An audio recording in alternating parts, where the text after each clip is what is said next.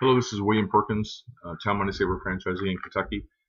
This video is on closing the sale. So at this point, when I've done the Town Money Saver presentation and I'm ready to close the sale, I got to present the price to them and then ask them to buy. So there's a couple ways of presenting price. Some customers, I'll show them the rate card. I don't do that to every customer. A lot of customers, I'll try to do a proposal, or I'll try to just maybe just take a piece of paper and write on the back of it and say, hey, this is what I would recommend for your business to do.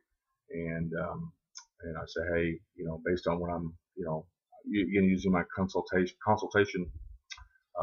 approach, based on your business, based on what I see your competitors doing, based on what I know that you're wanting to try to achieve, this is what I'd recommend for your business. I'd recommend that you run this size of ad for this many months at an investment of this per month. And so this is one option. A second option would be this. Sometimes I can do a third option. Sometimes at this point they'll jump right in and ask questions, or tell them, hey, let's get started. What are we gonna do? Blah blah blah. Sometimes by not getting a lot of feedback, or I see that there's something there, but I got to get something out of them. Sometimes I'll do what I call the temperature test, and I'll ask a question like, Mr. Customer, on a scale of 1 to 10, 1 being this is not for you, and 10 being where do I sign? Where do you find yourself right now? And most common, I get 7s and 8s, sometimes a 5 or 6. I don't think I've ever got a 3 or 4, but it's possible. I guess you can get a 3 or 4. And basically, they're looking at the value of the ad that you built, what the price is, and their particular situation, and timing, and all those kind of things. So, let's say they say a 7 or an 8.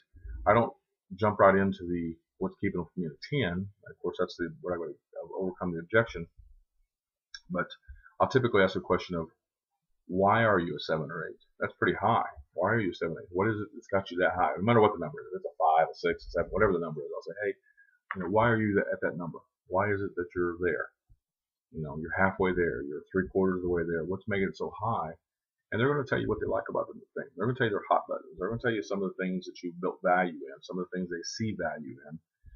They're going to say stuff like, hey, I really like that you guys do blah. I like that you guys mail. I like that you guys are in color. I like that you guys, whatever it is. They're going to tell you some of their hot buttons and some of the things they like, and some of the things where the value was good value to them. And then the question comes then afterwards. So you like boom, boom, boom, boom. What's keeping you a 10 then? Now you're going to get your objection.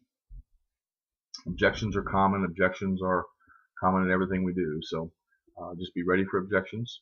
And when you get objections, there's my steps of handling objections is I want to listen for understanding.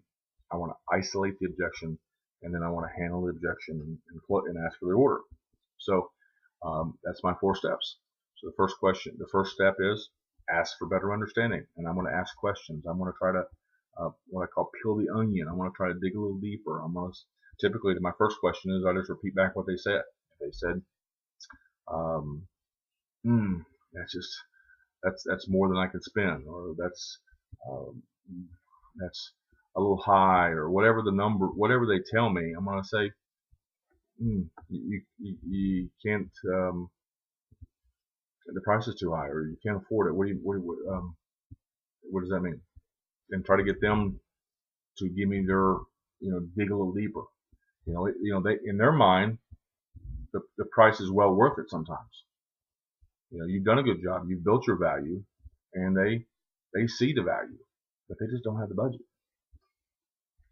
Sometimes you haven't done your job, and you haven't built the value, and they got plenty of money, but they can't see paying that much because you haven't done your job. You didn't find their needs. You didn't find their challenges, and you didn't connect it into the presentation to build the value. When you do that, you're going to get more value, and you'll get higher prices, and you'll make more commissions. So, but either way, you get to the point where you got objections, and you've got to handle objections.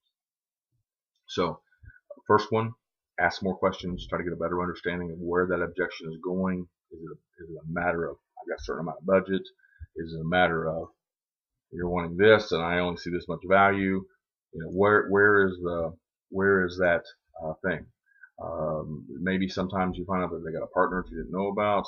Even though you did a good job of finding out who the buyer was or the decision maker, they bring in this phantom person or their wife or their husband or some other partner that you're not aware of. So either way, make sure that you ask questions to understand the objection better and have a better idea of what the issue is. The next thing is you have to isolate the objection. And this is so important. This is a step I see people skip all the time, and it kills the deals, or it kills them in a way. And so isolate the objection. Isolate the objection it sounds something like this. So well, first off, the customer might say, "Will, I just don't know if I can swing it. I just don't know if we can swing $500 for an ad." It sounds like a great thing. I just don't know if we can swing 500. And I'll say, "I don't think you can swing 500." And they'll say, "Well, we're only allowed so much money, or I've only set aside blah, or based on this month, I've got about $250 to spend, and this sounds like a great thing, but I just, it's just more than I can put out." So my isolation question comes back, and I'm gonna say, "Hey, let me ask you a question. I don't know," and I always throw in there, I don't know exactly what I can do yet, but if there was a way to create a program with Time Money Saver that met the threshold that you have of $250 to $300, whatever that threshold they give you is, so make sure you say that. If there was a way to get our program within that threshold, is there anything else that would keep us from getting this deal started today? And then you shut up and wait for them to talk. First of all, talk loose, so you get them to answer the question, and let you know if there's any additional objections or anything else that would happen. You don't want to handle that objection and then have them say, "Oh, that sounds great. Let me go talk to my partner. Let me go talk to our co-op company. Let me go talk to my manager and see what he thinks. Let me, whatever." And they give you another objection, and then they give you another objection, and so on. And you can keep handling objections, or, "Hey, great job. Oh, you get the price there? Okay, great. Let me think about it. I'll let you know more. Call me next week." Wait a minute. You told me that your issue was getting that price thing, but now that I've got the price, so isolating it is, let me ask you a question. If I can create some sort of program, or if I can come up with some sort of program to get it within your realm, to get it within your budget, to get it under this number, whatever it is, I'm not sure what I can do, but if I'm able to do something, is there anything else that keeps us from getting started? And it's just isolating it. And then the next step is I have to handle the objection. So hopefully it's something I can handle on the spot. If it's not, I'll have to make a follow-up appointment to come back to handle the objection. Maybe they want to know. Maybe there's some information they want to know. Maybe the objection is talking to a partner. Maybe the objection is talking to someone that's going to provide co-op funding for them for their advertisement. And there could be, maybe they want to see more samples. Maybe they want to see testimonials. Maybe there's something they want to know if we can do something special. So whatever that information is that they want, maybe there's something I can't handle on the spot. And then at that point, I'm gonna make an appointment to come back and to try to handle that objection at that time. But if it is something I can handle, I'll try to handle it on the spot and try to close the deal. A good example of this is a mom and a kid at a grocery store. And the kid says to the mom, "Mommy, can I have a candy bar?" And the mom says, "No." And the kid says, "Can I have a candy bar?" "No." "Can I have a candy bar?" "No." And it goes back and forth for a while. And the kid says, "Why?" And the mom says, "Because." "Why?" "Because." And of course that goes back and forth. And or the mom says, "Well, because it'll ruin your dinner." Now, if the kid just listen to what I just said, a good question the kid might say would be, "Well, if I can prove Mommy, if I can prove that the candy bar won't ruin my dinner, can I have the candy? Will you buy me a candy bar?" In that situation, the mommy might say, "I don't know how you're going to prove that, but yeah, if you can prove it won't ruin your dinner, then I'll buy you a candy bar." Okay, so what the kid just did is he just isolated the objection. So now the kid comes back and says, "Great. Okay, Mommy, we'll buy the candy bar. I'll eat the candy bar after dinner." Now mommy is stuck. She isolated herself in. She let herself be isolated. And it's happened, same thing on our sales calls. And it's not a gimmick or anything. It just prevents someone from giving you, let me think about it, or giving you an objection. Where if the mommy didn't let herself get isolated, she says, hey, it'll ruin your dinner. And, if the kid come back and say, hey, I'll eat it after dinner, and didn't isolate. And then the mommy says, well, no, I'm still not going to get it because it'll make your teeth go bad or something. So isolation is so important. If you isolate objections and get them objections down to the one or two things that there are, you'll make more sales. And don't get us wrong, all of us have done it.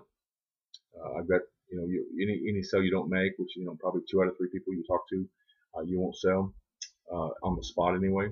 And the important thing is if you can find out why you didn't sell on the spot, and when you do your follow-up calls, being able to come back and talk to them about those certain key things that you need to overcome, you got a better chance of closing more deals.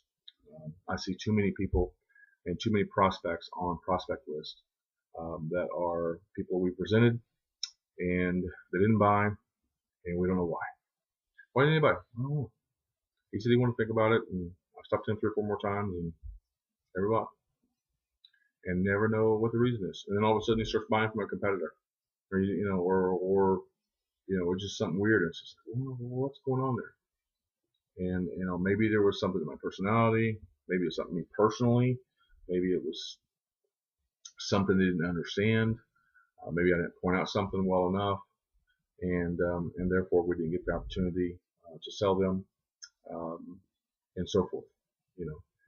There's people that have called on me to sell me stuff where I blow them off every month, with never having any intention of ever buying from them, but I don't want to hurt their feelings. And it happens. It happens. People like you. They don't want to hurt your feelings, but they never will ever buy from you.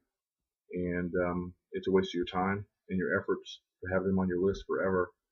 And some of those people all say, hey, level with me. If you're never going to buy, let me know. There's ways to handle that. I'll talk about that in another video another time. But the basic idea I wanted to get to on propose your price. Maybe do a temperature test.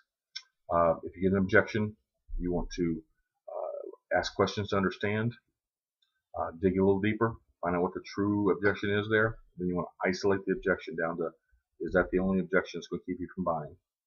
And then you want to handle the objection and ask for the order. Close the sale. Write the contract. And then once you have the order, write your contract and start building your ad. And we'll talk about that another time as well. Thank you very much.